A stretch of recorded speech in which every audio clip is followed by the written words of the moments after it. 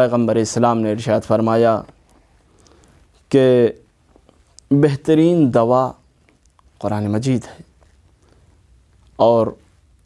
فرصت اچھی ہے، ٹائم ہے سب کے پاس، ہمیں چاہیے کہ ہم اپنا علاج قرآن مجید سے کریں۔ کیسا علاج؟ علاج ایسا کہ جو کبھی ہم کو مریض نہ ہونے دے۔ اب یہ نہیں کہ بخار ہے تو 7 مرتبہ سورہ حمد پڑھ دیں، وہ الگ علاج ہے، لیکن جس علاج کی طرف پیغمبر اسلام اشارہ کرنا چاہتے ہیں کہ قرآن مجید دوا ہے، ہر مرض کی، ہر مشکل کی دوا ہے قرآن مجید، تو ہم کوشش کریں اس مہینے میں اس کتاب کی تلاوت کر کے دیکھیں کہ کیا واقعاً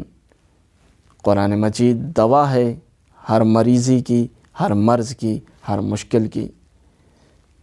کسی مولوی صاحب نے ایک آیت بتا دی، اس کو پڑھتے رہیے تو روزی میں برکت، جی وہ سب کچھ ساتھ ساتھ ہے،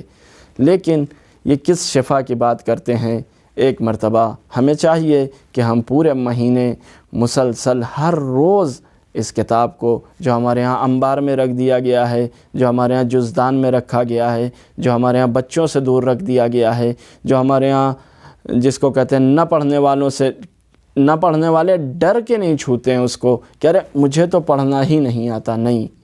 آپ اٹھائیے، اسے آنکھوں سے لگائیے، اسے بوسہ دیجئے، اسے اپنے اوپر ہوا کیجئے، تاکہ آپ کو پتہ چلے کہ اس قرآن مجید میں کن کن چیزوں کی دوا پائی جاتی ہے۔